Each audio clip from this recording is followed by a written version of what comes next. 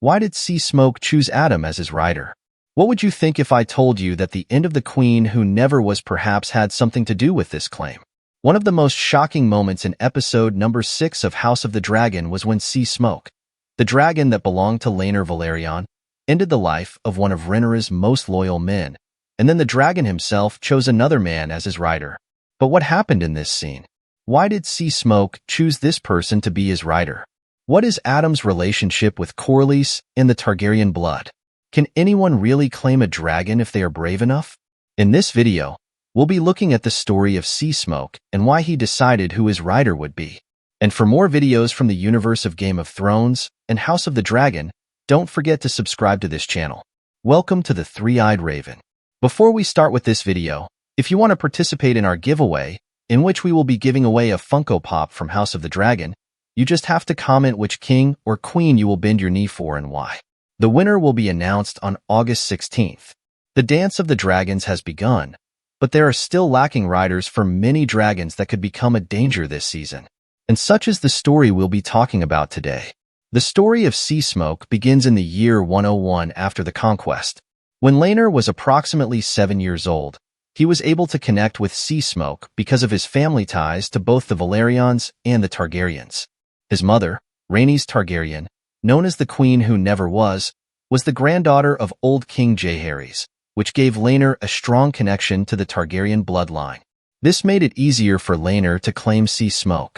During the first season, we saw Laenor and Seasmoke participate in the Battle of the Stepstones, supporting Daemon Targaryen in his efforts to defeat the Triarchy. This alliance proved to be instrumental in Daemon's victory during this war. Laenor proved his worth as a dragon rider, using Seasmoke for strategic and devastating attacks. In the first season, we saw how this dragon was undoubtedly one of the most dangerous weapons, and Rhaenyra is aware of this. She knows about all the times her ex-husband marched into battle for her. The fact that Seasmoke is riderless is unacceptable. She knows very well that this dragon is a great weapon and was missing the connection with his rider. After Laenor's supposed death in the year 133 after the conquest, Seasmoke moved to Dragonstone and remained riderless for almost a decade. We saw how, in the early episodes of the second season, it was mentioned that this dragon was restless. Perhaps it was theorized that Laenor actually lost his life and the dragon had picked up on it. Whatever the reason, Seasmoke did not wish to have just any rider. For a long time, Seasmoke remained unclaimed, waiting for a worthy new rider. In the last episode, we saw how Rhaenyra presented the idea to Ser Harwin Strong so that he could try to claim Seasmoke.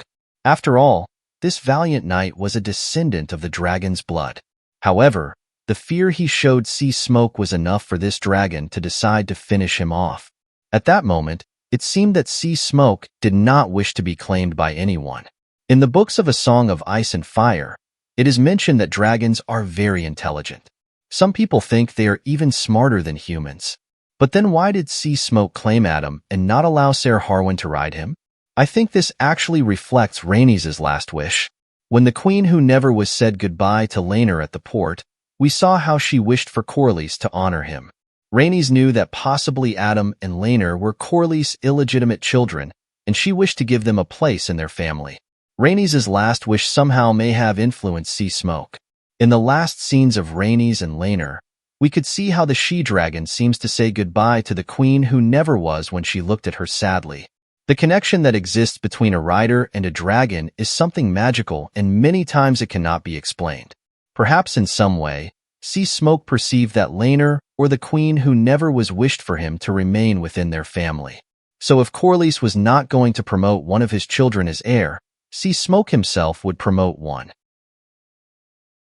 In the books, it is Addam who claims Seasmoke, but the fact that Seasmoke is the one who claimed Addam in the series suggests that actually Rhaenys' desire to give value to these illegitimate children was somehow transferred to Seasmoke, and he fulfilled that desire.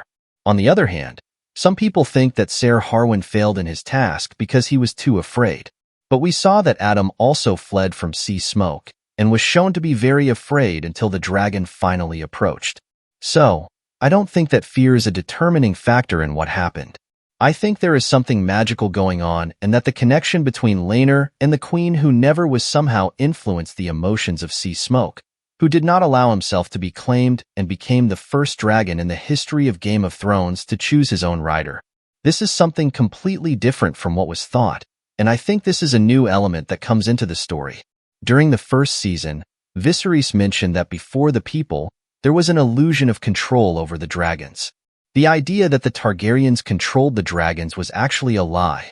Dragons are creatures with a will of their own, and this is something that Seasmoke has demonstrated. Dragons are not simply weapons. They are thinking beings with their own will and intelligence. A clear example of this was evidenced with Seasmoke. Addam, being an illegitimate son of Corlys Velaryon, has no direct connection to dragons as Laenor had, who was the son of Rhaenys Targaryen, a Targaryen from the first line.